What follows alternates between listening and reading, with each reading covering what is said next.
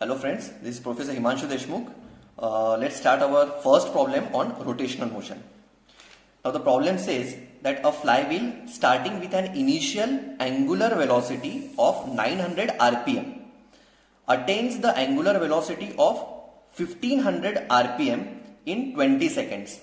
Find the number of revolutions made by the flywheel in 30 seconds from rest and the angular velocity attained at this instance.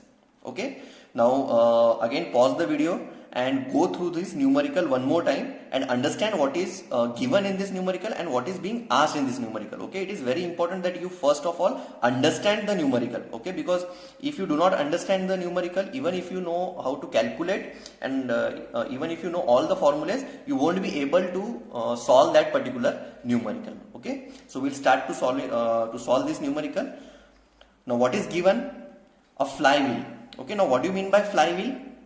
A flywheel is simply consider a wheel. Okay, technically a flywheel is a object which stores energy. Okay, but for the time being, a flywheel, consider it to be just a normal wheel. Okay, now what is asked? It is given that a flywheel starting with an initial angular velocity. Okay, now we know in rotational motion the velocity is angular. Okay, and it is talking about initial angular velocity. Okay, now initial angular velocity is represented by omega naught.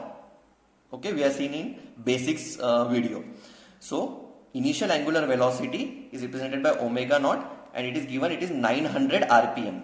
Okay, attains the angular velocity of 1500 rpm. So there is this wheel which is initially rotating at 900 rpm and then after some time it attains the speed or it attains the velocity of 1500 rpm. So this is the final velocity. Okay, final angular velocity.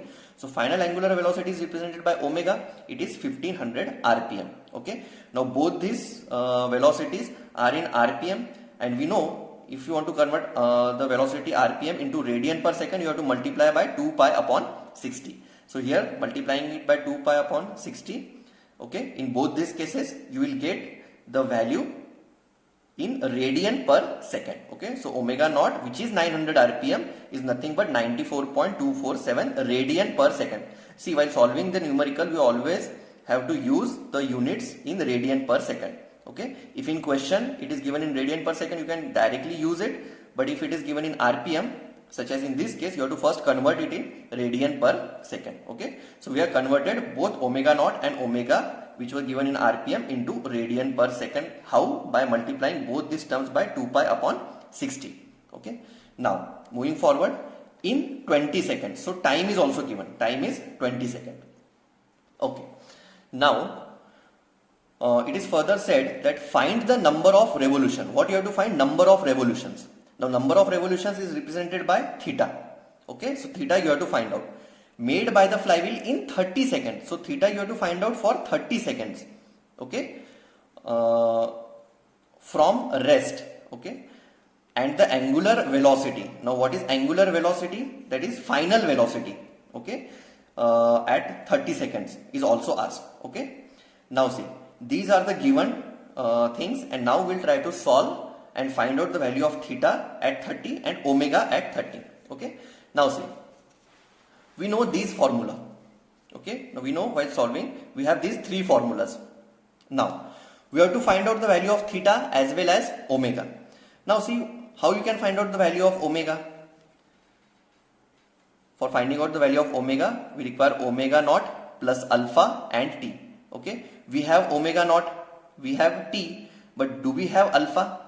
Alpha is not given, so we cannot use this formula. Okay, for calculating alpha, okay, or for calculating theta, we can use this second formula. Okay, it is directly theta is equal to omega naught t plus half of alpha t square. Okay, so here also alpha is not given. Now first we'll find the value of alpha and then we'll put that value here and then we can find out the value of theta. Okay, so first we'll use this formula. Omega is equal to omega naught plus alpha t. Okay, now see, initially it is given that omega naught is this, omega is this and time is 20 seconds. So for these three values we can use this particular equation. Okay, so it is omega is equal to omega naught plus alpha t. Omega is what? omega is 157.079 radian, okay, per second, is equal to omega naught is 94.247 plus alpha is not known, and t, what is t? It is 20 seconds, okay. So we have substituted the value of t. Now from this equation we can easily find out the value of alpha, okay. The value of alpha comes out to be 3.1416 radian per second square, okay. See, now we have found out the value of alpha, okay. Now we have found out the value of alpha. Now we can easily find out the value of theta by using this second formula, which is theta is equal to omega naught t plus half of alpha t square, okay. Now see, we have used this formula, theta is equal to omega naught t plus half of alpha t square. Now theta, now we have to calculate this theta at 30-second time, okay. Find the number of revolution made by the flywheel in 30 seconds. So we have to calculate theta for 30-second time, okay. So in this formula we'll put the value of t as 30 seconds, okay. So this is theta for 30 seconds is equal to omega naught, value is already known, it is 94.247 into time is 30. Why? Because we have to calculate for 30 seconds, plus half alpha we have already calculated here, so 3.1416 into t, again 30 and its square. Do not forget this square term, okay. We usually tend to forget while calculation, okay. Now from solving this we get theta 30 is equal to 4241.13. Now always remember friends that we are using this velocity in which unit? Radian per second, okay. So then our value of theta will also come in radians, okay. It will come in radians, but in question it is asked find the number of revolutions, okay.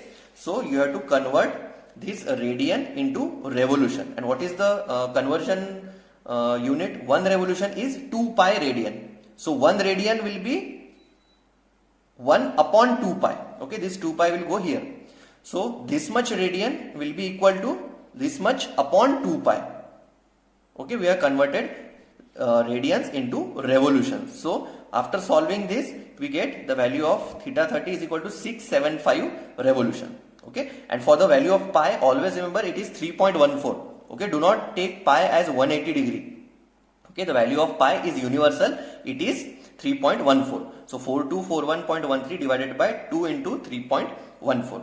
The theta for 30 is, it comes out to be 675 revolutions.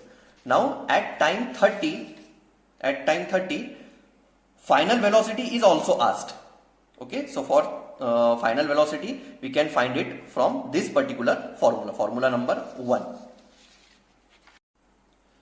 Now the formula is omega is equal to omega naught plus alpha t.